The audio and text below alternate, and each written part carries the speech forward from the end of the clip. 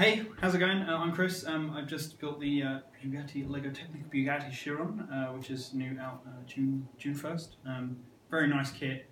I built the Technic Porsche that came out a couple of years ago, and I think this one has it's pipped it. I think I prefer this one. The Porsche is very nice though. Don't get me wrong. They look great together. This isn't really a review. I don't really do reviews. It's more of a sort of first impression thing, I guess. So obviously you've got the wheels that move. You've got some movement there. Doors open and the steering wheel works as such. Turns the wheels. Unlike the Porsche, the glove box doesn't open on this one, but the boot / bonnet does. You open that. The serial number, the unique serial number you get for this is inside there. You also get a little bag, a little Chiron bag. Similar to how the Porsche had a bag as well. And then the last moving piece is you've got the, well, not the last one, you've got the pedals behind the steering wheel. They change the gears. There's a gear shifter in the bottom of the car. I'll tell you a bit about that in a second. There's also a gear lever. In neutral, it doesn't engage the engine. If you push it forward, it does like a slower sort of piston movement thing. And if you put it down, it does a like turbo mode because the pistons it's very cool. Back here, this is the fun and moving bit. You have the rear spoiler, which you can either pull up like this, or the kit actually comes with this key type thing. And if you take off the rear left wheel, there's actually a little hole in here that you can put that into, and then you give it a turn and it raises the spoiler as such and lowers it, which is pretty neat. But yeah, you can do it by hand as well, so you don't have to do that. This also makes a great little display stand, just be like Chiron. The wheels are always interesting to put back on. They've got 3 pegs on them and they just go in like so. So yeah, the Bugatti Chiron. I will say a few things about this. I do like the interior. The interior is really nice. The sort of display thing here is a nice touch. The engine it's beautiful, and it's a shame that you can't open the back of the car to look at it in more detail, because I really enjoyed putting the engine block together.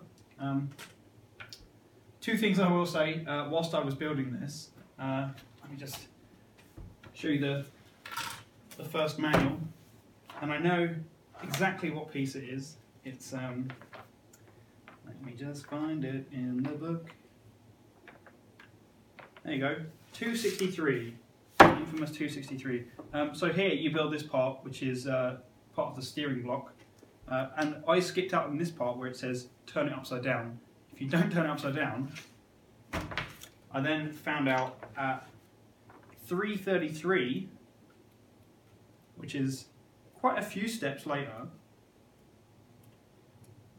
that you need to fit this piece on top of that, and it wouldn't fit on there for me because obviously the gear and the cog wouldn't fit on because part of it was upside down. So don't do that, yeah?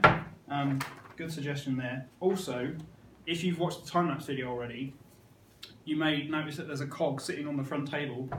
I was building the engine block, this is all the gear system, which is underneath the seats and sort of underneath the engine part. I missed that out. I thought I missed it out because I eventually found out it was a spare because it works fine without it. So, but yeah, I had a good time panicking of whether I should rip the whole thing apart and put it all back together, because once you've finished building this bit, it's encased in Technic, so it's not the easiest thing to sort of double check that you've put everything in there, because most of it's covered up. So yeah, do always be vigilant with putting bits on. There are a few other bits where it's telling you to clip things into the sides, where it shows you on one side but doesn't show you the other side. But it's pretty obvious where pieces are supposed to go, so it's not too difficult. It's not massively challenging. And this last little bit, I'll just show you this here. So there's a cable that goes down here, and there's like a little clip that you're supposed to clip it into. You can actually feed that straight into the back bit here, so you don't need to have this clip at all. So it depends on your aesthetic of what you choose. Do you want the cable to be poking up a little bit, or do you want it flush? either or, it's a small thing, but the book tells you to build it this way, so that's how I've done it. But yeah, other than that, really nice car, really nice. Seats are a nice tan colour, which you don't often see. They're like a light brown.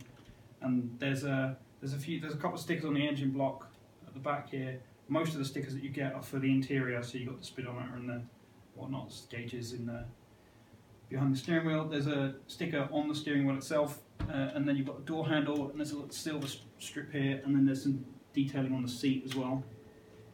Other than that, there's not a huge amount of stickers. The only printed bricks in here are the little middle of the hubcap bits. They're just like a small flat stud with the Bugatti logo on them.